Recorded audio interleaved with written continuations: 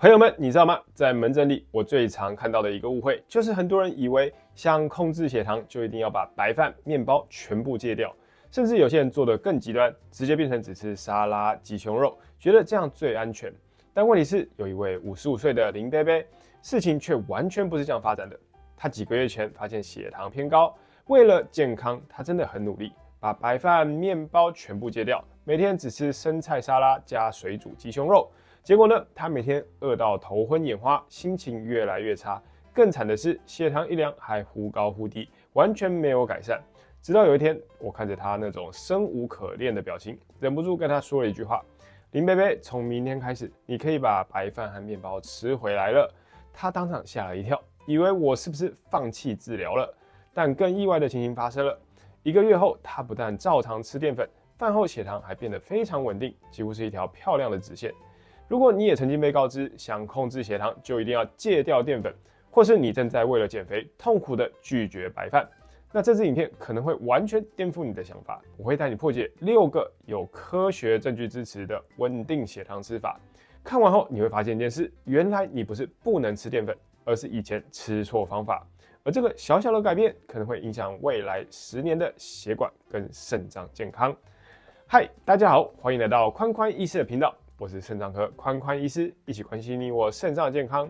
我一直强调极简护肾，护肾并不复杂，我们不需要依赖神奇的产品或繁琐的疗法，只要简单的改变一些生活习惯，就能守护肾脏健康。点击说明栏下载护肾手册，用最简单的方法让肾脏更健康。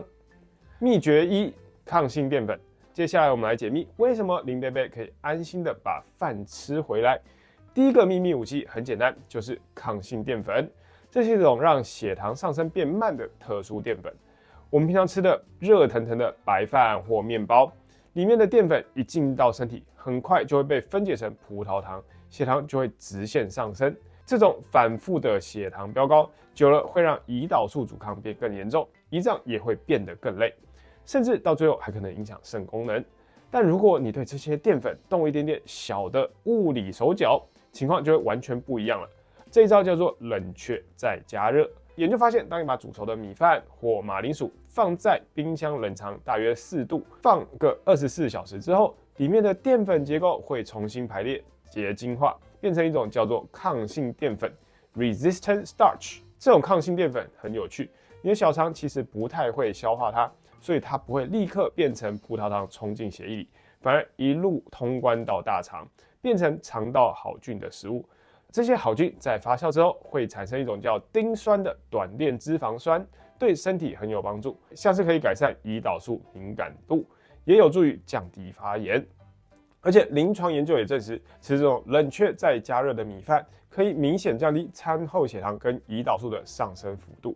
所以如果你平常有在带便当，其实你每天都已经默默在享受抗性淀粉的好处了。那如果你是在家吃饭，也可以试着把饭先冰过再加热，虽然口感可能会有一点点不一样，但可能减缓血糖上升的速度。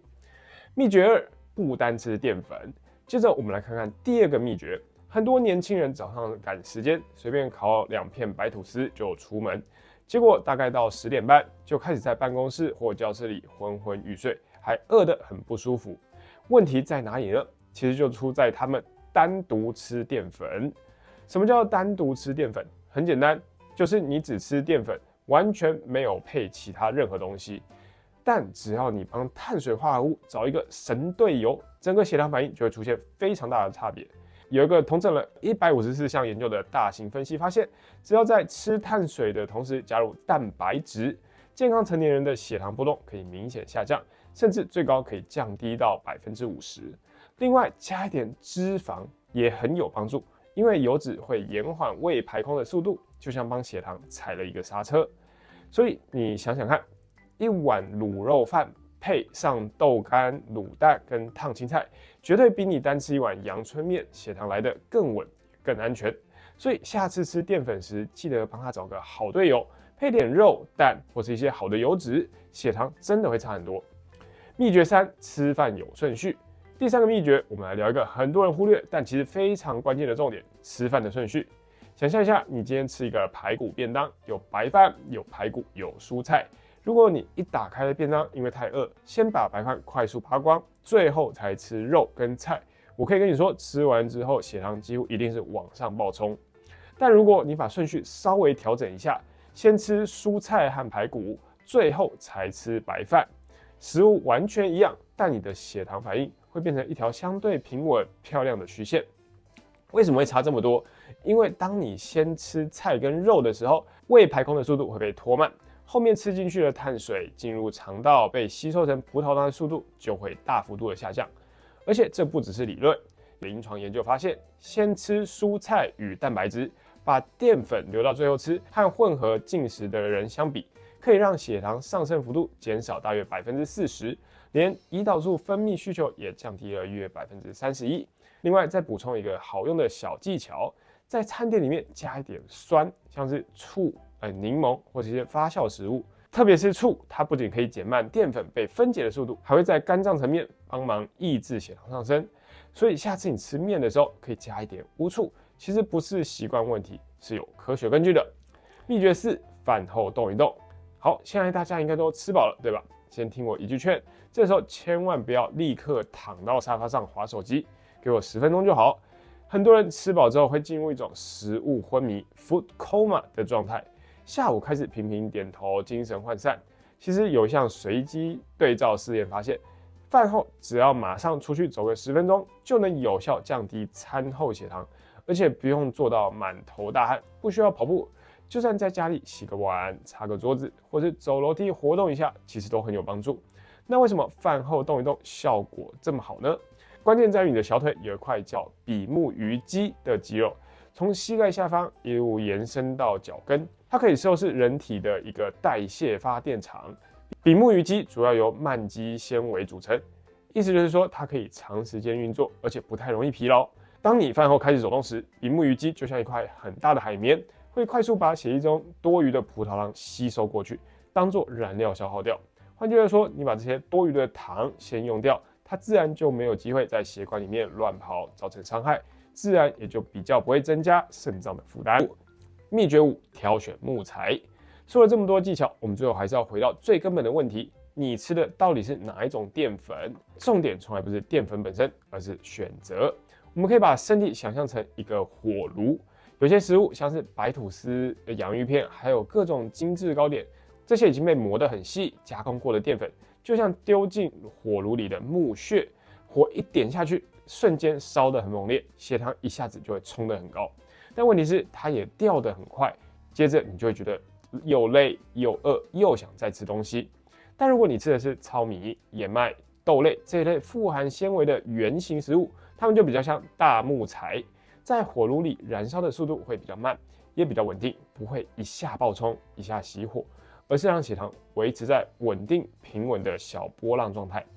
所以结论很简单，淀粉不是不能吃，而是尽量选择大木材，也就是原型食物，少吃一点精致加工的木屑。秘诀6：睡前不进食。最后一个关键点，也是现代人最常忽略，但影响很大的一个习惯——吃宵夜。其实我们身体是有生理时钟，到了晚上，大脑会开始分泌褪黑激素，帮助我们准备进入睡眠状态。但褪黑激素有一个副作用，就是会抑制胰岛素的分泌。换句话说，晚上胰岛素本来就比较少，这时候如果你还吃宵夜，血液中的葡萄糖就会变成没人处理的状态，自然很容易维持在高档，血糖也就不容易降下来。而且大量研究也已经证实，进食时间越接近睡前，血糖的反应会越差。所以原则很简单，晚餐能够早就早，一天最后一餐尽量在睡前至少3小时前完成，让身体有时间好好把代谢处理好，也让生理时钟回到该有的节奏。好，最后我们来快速帮大脑整理一下今天的无痛吃淀粉行动清单。第一，先冰再吃，我们把饭先冷藏再加热，可以增加抗性淀粉。第二，不要单吃，淀粉一定要搭配蛋白质或蔬菜一起食用。第三，顺序要对，先吃菜肉，最后才吃饭。第四，饭后动一动，吃饱饭后走10分钟，帮助血糖稳定。第五，选对淀粉，选择高纤维原型食物，少吃精致加工点心。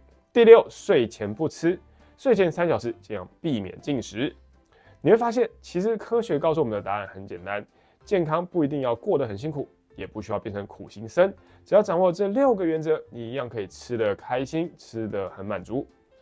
记住一个核心观念：血糖稳定了，血管比较不容易发炎，肾脏的负担自然也会跟着下降。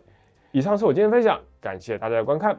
如果觉得今天的影片对你有帮助，或者你身边有那种为了血糖不敢吃饭，每天都很焦虑的朋友，请一定要把这支影片分享给他们。也欢迎按赞、订阅、开启小铃铛。另外，也别忘了点击说明栏下载护肾手册。我是肾脏科宽宽医师，一起关心你我肾脏健康。我们下次见，拜拜。